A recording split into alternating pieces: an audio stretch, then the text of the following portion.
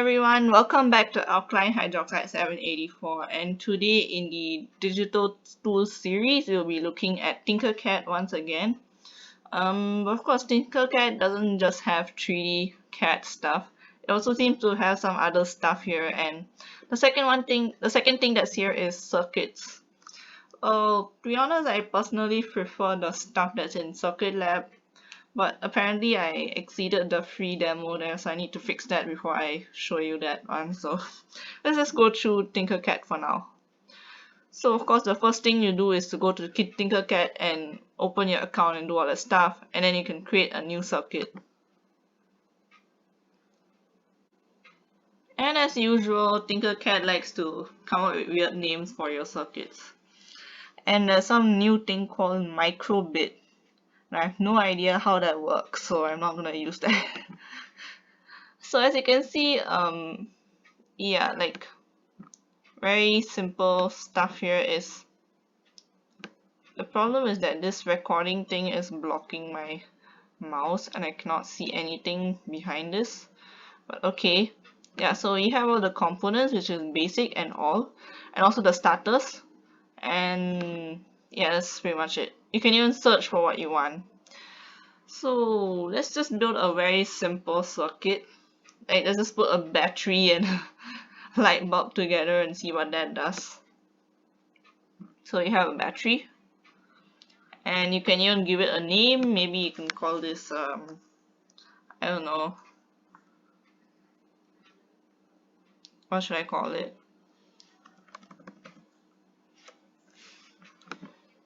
Okay, so that was not necessary, but okay.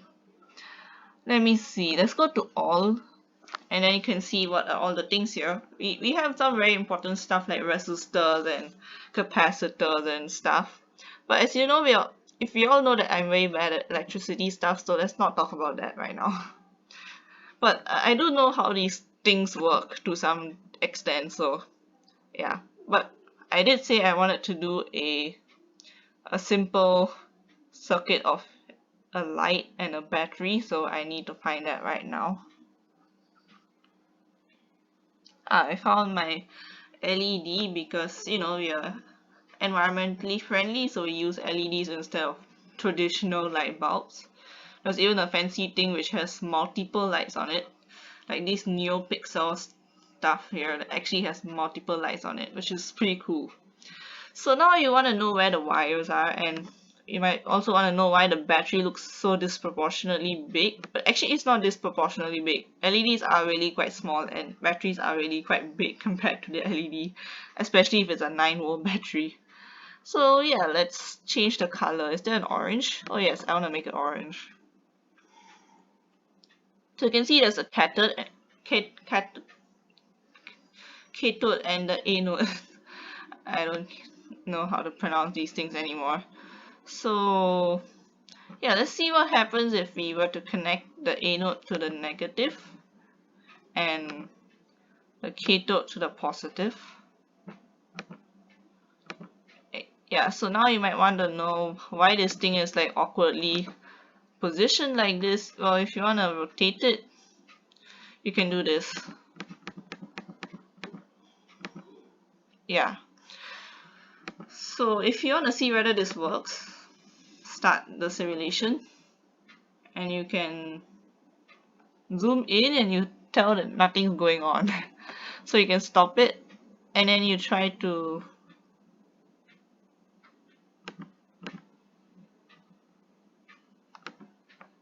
so if you don't like all these wires randomly coming out, then just undo it. So you can just delete the wire themselves and then redo the thing again. I'm pretty sure there was one way to just move the wire around, and I think that's why this thing is just a bit irritating to use. So if I start the simulation now, yeah, it actually works, but as you can see, the light bulb is too overcharged and it ended up, you know, blowing up kind of. So as you can see here, it says the current through the LED is 915 milliamps, while the absolute maximum is 20 milliamps. So we need to reduce the amount of charge in the light bulb right now. So in order to do that, let's use a resistor, because that's the easiest way to go about doing that. I'm going to continue rotating this in hopes that this makes some sense. No, it just doesn't make any sense. Okay, never mind.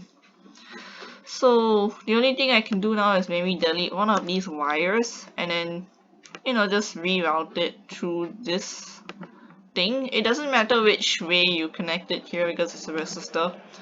So yeah. So now it works. You might be wondering, oh, how do I know what's the current actually going through it now? We can, get a, where is that?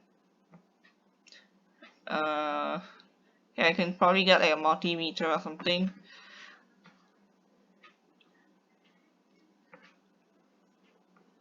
There we go. We have a multimeter.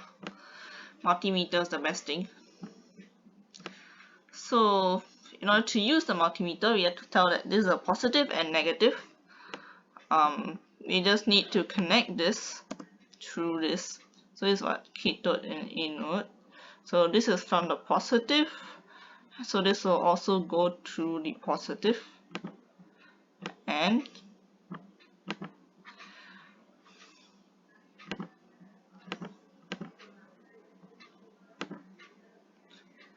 now you can see the amount of volts, which is 7.62. And it means the battery seems to have some sort of okay, so this is after the resistor. After the resistor, there's still 7.62 volt because the resistor has 1 kilo ohm of resistance. And yeah, that's pretty much it. Let's look at the current then. The current is 7 milliamps instead of 951. So that means the resistor did its job. Now if I were to increase the resistance of this resistor, make it 10, it becomes microamps. I make it 100, it becomes even smaller, and now it's just too much. Yeah, so you can actually see the multimeter doing something for you. So another thing that you can use is this thing called a function generator and oscilloscope. So a function generator will generate a AC current instead, because this is just a battery and it gives a DC current. So if you want to get rid of the battery oh no, it deleted the wires as well. Anyways, function generator. So now we connect the positive here and the negative here. Wait, did I connect this correctly? No. So it is a positive, right? Then the negative goes to this side. Okay,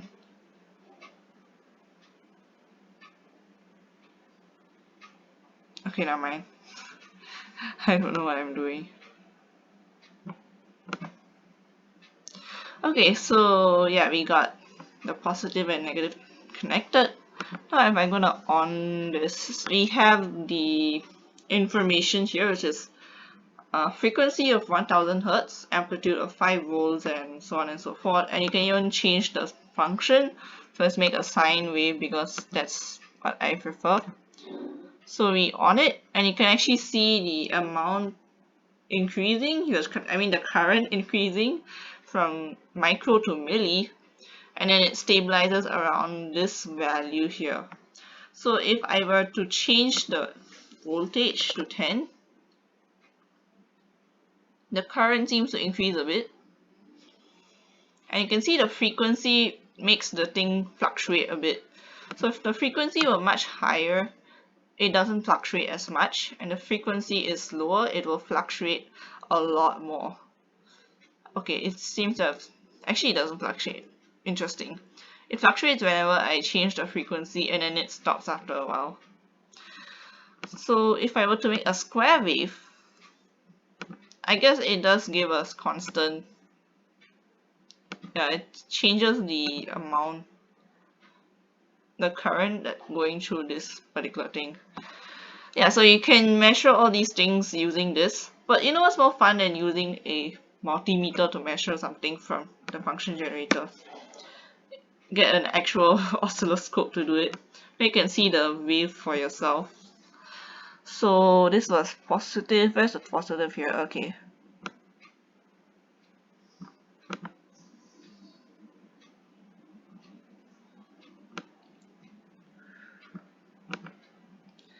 And now we can start it again. And remember that we did a triangular wave? Yeah, this is what it looks like. You can see it. I mean, it looks very... If I change it to square, you can see it immediately. It's pretty cool. Yeah, so you can experiment with all of these things. And I think basically wasting a bunch of time now. So what else can you actually do with this particular thing than, putting some random oscilloscopes and seeing whether your LED thing works? Well, there's a lot more components inside here. There's even some remote of some sort. I don't know how that works. So if you're someone who actually knows how different electrical components work, then this would be a nice place to digitally do it without having to actually connect real things and deal with that. See, there's even a USB pin here, which is pretty cool. There's a lot of decoders and stuff like that. And there's even some code. So if let's say you want to use a Arduino or something similar to that, like the Raspberry, no, this is the stuff that they have. They have Arduino, this microbit thingy, which I have no idea what that is, and other things. So if let's say you move this, oh my, I accidentally clicked it twice, but anyways. So this Arduino is something that maybe you can code. Yeah, so you can actually do something like this. That sounds pretty cool. Let's see what it does. Does it work on its own? Wait, how do I hide this thing? Oh, you can see the LED actually. You can see this thing. So the code here is already set such that the LED shall on every 1 second and like on and then wait for 1 second and off. So the Arduino's job is to follow the commands that is given to it and execute it on an LED. So if let's say I stop it and I want to change the code, you can see that instead of actually typing out the code like you have to do for a real Arduino, you can just get some blocks and just drag it like you're doing that. Have you guys ever tried using that, what's that thing called?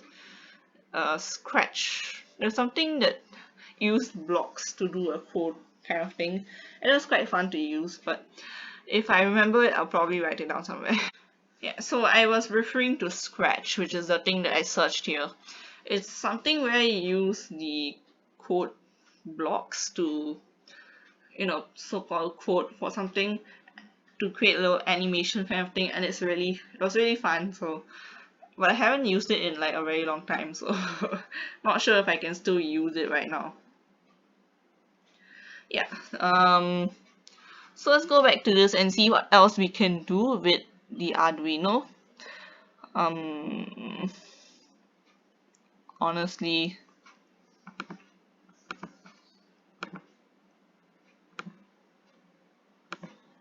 yeah, I can see that there's a lot of stuff here, but I don't actually know what I want to do. So yeah, it's just for this you have to actually connect stuff to the Arduino, and I don't really know what I want to do with the Arduino. So yeah.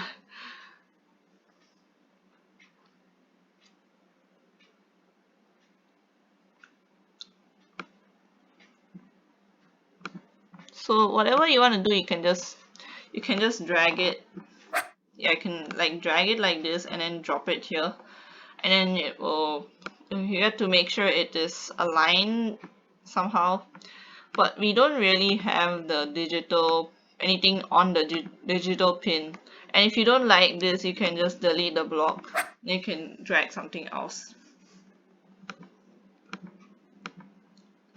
Yeah, so that's pretty much it. I think it's not very worthwhile for me to show something here because it's only worthwhile if you already know how to do Arduino stuff, or like to some extent you know that you have something in mind when you do it. If you don't really know what you want to do with the Arduino, then there's no point to it, if you know what I mean.